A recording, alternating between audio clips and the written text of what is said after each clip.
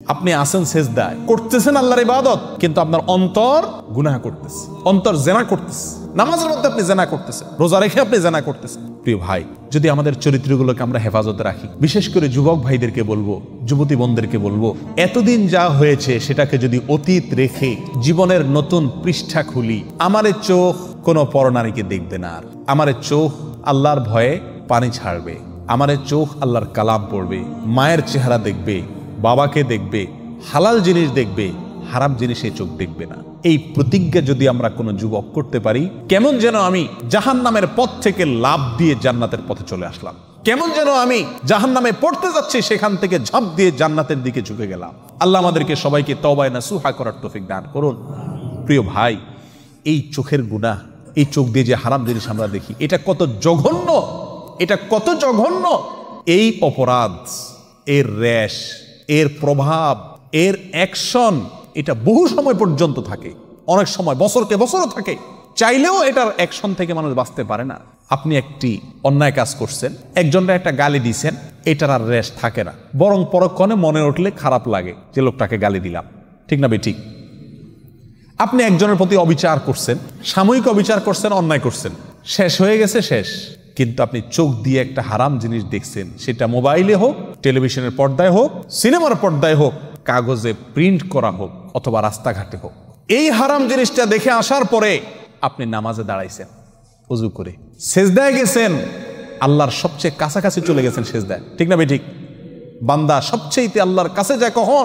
যখন সেজদায় থাকে, তখন আপনি সেজদায় গেলেন। প্রিয় ভাই আমার, আপনার চোখের সামনে তখন ভাসে উঠে ওই মহিলা যাকে আপনি দেখে আসছিলেন, ঠিক না বেঠিক?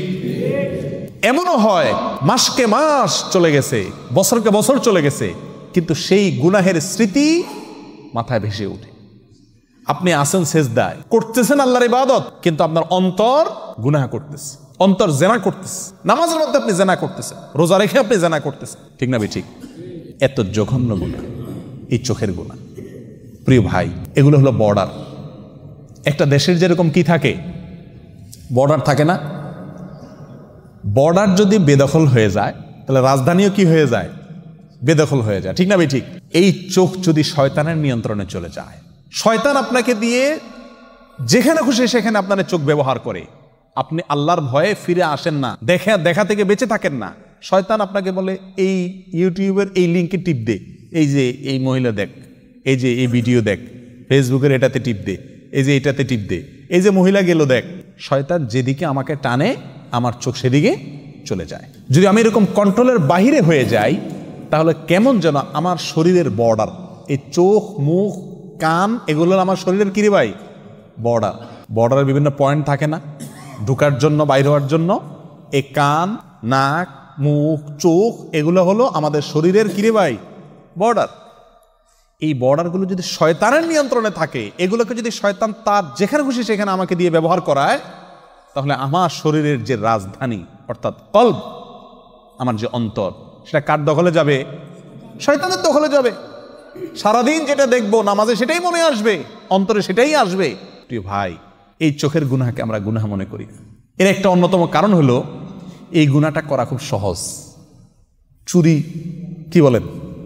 এটা চাইলেও তো করা যায় না, নাকি? সবাই করতে পারে চুরি, ডাকাতি, খুন খারাপি, মদ খাওয়া, মানুষের সাথে অবিচার করা, অন্যের হক মারা, এগুলো চাইলেও তো মানুষ কি করতে পারে না। আবার অনেক অন্যায় আছে যেগুলো সামাজিক চাপের কারণে মানুষ করতে পারে না। কিন্তু এই চোখ দিয়ে যে হারাম জিনিস দেখা, এটা আজকে এমন সহজ হয়ে গেছে যে কি নামাজি, কি বেনামাজি, কি দাড়িয়ালা, কি বেদাড়িয়ালা, কি ভালো মানুষ, কি মন্দ মানুষ, মোবাইল হাতে আছে, ইন্টারনেটের কানেকশন আছে, যা খুশি তা দেখতে পারে, রিমোট হাতে আছে, যা খুশি তা দেখতে পারে, ঠিক না বেঠিক?